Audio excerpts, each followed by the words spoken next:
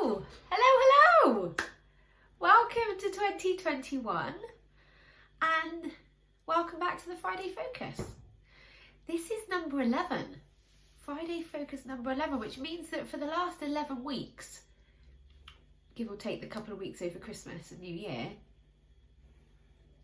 I've come to speak to you and I've really enjoyed it. And I hope that you get something out of these, even if it's just a tiny little thing that you can take away and apply into your life. I really hope you find them useful, and maybe it just starts that sort of thought process rolling in how sort of powerful mind management is in our life. And if there's ever anything that you have a question about, or that you would like to talk more about, or you want to have more of an understanding, stick it in the comments below. Send me a DM. I'd love to hear from you. Whatever you want to talk about, more than happy. You can cover it here, it's not a problem. This week, I wanted to talk to you all about New Year's resolutions, because have you noticed it's kind of a big thing this time of year, right? Everyone's like, oh, you need to, make you what's your New Year's resolution? What are you doing this year? What are you giving up? What are you going to do more of? And if you're anything like me, you've probably set the same New Year's resolutions for the last, I don't know how many years. You must exercise more. I need to eat healthier. I need to not drink as much. I need to contact my friends more often. Like, I've made the same New Year's resolutions. Feels like forever. But this year's been different. I haven't actually set a New Year's resolution this year because, honestly, do they work? Like, if it's not worked for the last 20 years, why is this year going to be any different? And this really got me thinking about setting goals and what you actually want to create in your life, because it's really important. I like having goals in my life. Goals focus your mind.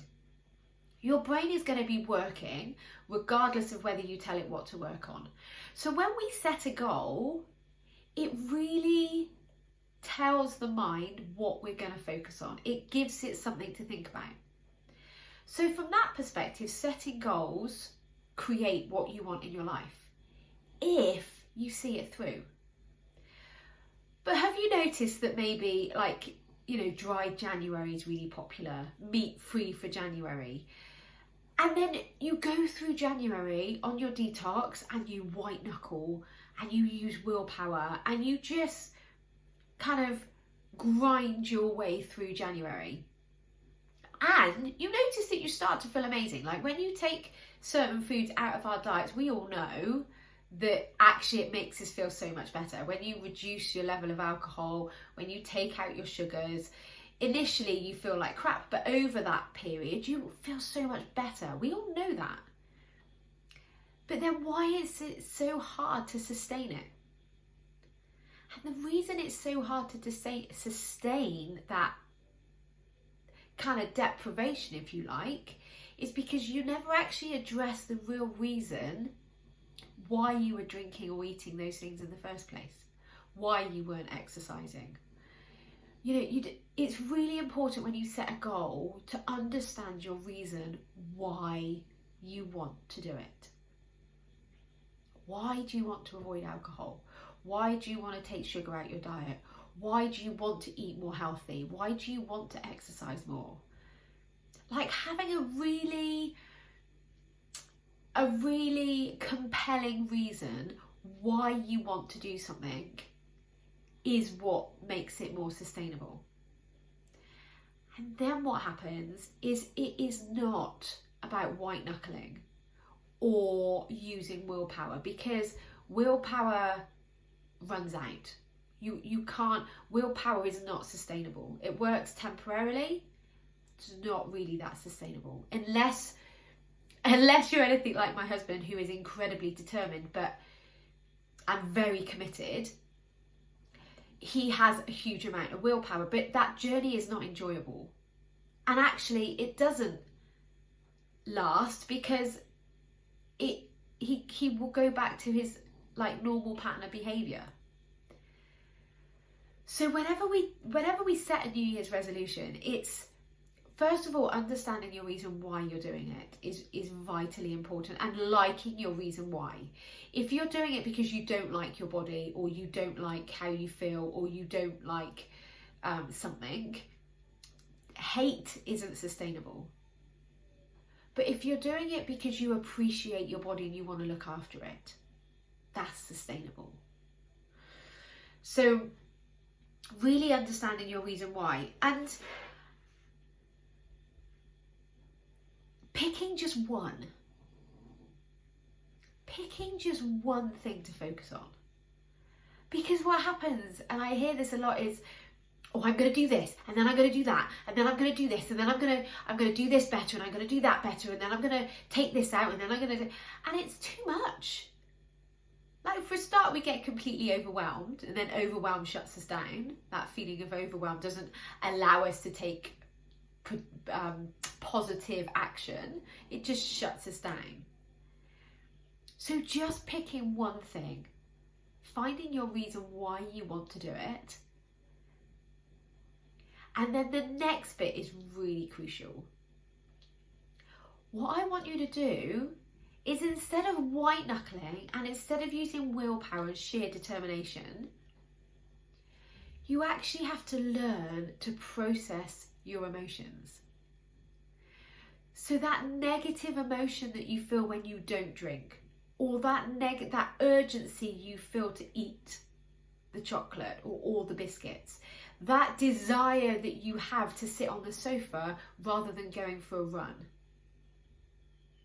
that's what we need to learn to process. Because when you desire something, we need to reduce the desire for that thing. You know what your thing is. It could be alcohol, it could be sugar, it could be porn, it could be exercise. You might be addicted to exercise. Some people clean. That is not me. Some people use cleaning and tidying as a way of escaping their life. We call it buffering. Buffering is an activity that we do that avoids negative emotions. Oh, I'm feeling bored. Some people go and clean. I used to eat. But I've learned to deal with that boredom now, so I no longer have to eat. I've learned to deal with the desire now, so I no longer have to drink alcohol or eat sugar. But you have to bring that emotion up in order to understand it and deal with it.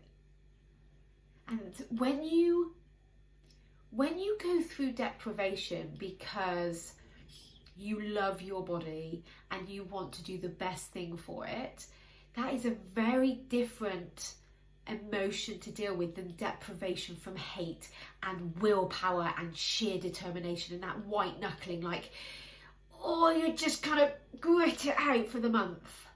That's not sustainable. Whereas learning to allow the desire to be in your body, knowing that any emotion is just a vibration caused by a thought, that's okay. It's okay to feel urgent.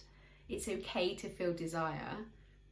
Just sit with that emotion. And you can apply this to any area of your life. You can apply it to nervousness. You can apply it to anxiety. You can apply it to anger, sadness, grief. It doesn't matter what the negative emotion is. You don't have to hide away from it. You don't have to avoid it. You don't have to buffer from it. You can just learn to sit with it and learn to allow it. What I have done this year for the first time is set a 30-day goal. Now, some of you may have already done this, and I've done mini goals in the past, but I've never consciously set a 30-day goal. And my 30-day goal is a business-related goal. I want to sign 5 new clients in 30 days and have 3 on a waiting list. That's my 30-day goal. And oh my goodness, the drama that my brain then comes out with. So you've heard me talk before about our primitive brain. Mine's called Sue, our primal brain. She literally wants me to sit in front of my log burner on my sofa watching the boys play Fortnite. That is actually what she wants me to do right now. She doesn't want me to be taking action and putting myself out there. She doesn't want me to be doing exercise because it's hard work.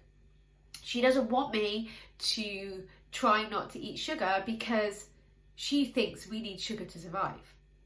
Your primal brain actually thinks you need alcohol to survive. It thinks it needs porn to survive. It thinks it needs Netflix to survive. It even thinks it needs Facebook to survive. That's our primal brain. So when we set a goal that really takes us out of our comfort zone, your primal brain does not want to do it. So my brain is freaking out right now. She does not want me to go out my comfort zone. She wants everything to be pleasurable. She wants to completely avoid pain. She wants everything to be as easy as possible. But I can have compassion for her. I can be like, I hear you. I love you. We're moving on regardless because this is the best thing for me and the best thing for my business. So to sum up, you get to choose your goal. But please just pick one.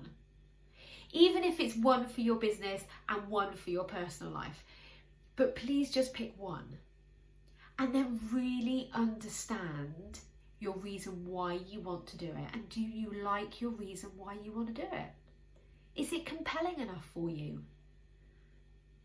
And then learn to process the negative emotions and the urge and the desire when you choose to, say you're doing dry January, if you choose to cut out alcohol, then sit with the desire to have a drink. Don't white knuckle it. Don't avoid it.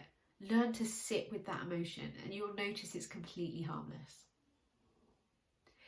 So my new program is Kick the Ass Out of Your Sugar Addiction. And this is exactly what the types of things we address within that program. It's 6 weeks. And in that 6 weeks, you completely learn to understand firstly what's happening in your brain and where your desire is coming from, how to reduce that desire and how to control that desire and how to control yourself.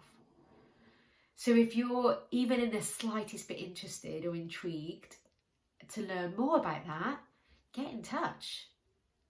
There'll be a link below and you can book in a free mini session with me and we can get you started.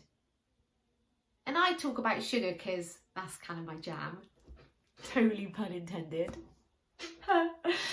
But you could apply this to overspending. You could apply this to, to over drinking. Doesn't matter what your buffer of choice is. This process is exactly the same. And then you just apply it for all other areas of your life. So get in touch. I can't wait to meet you. Let's make 2021 amazing. Take care.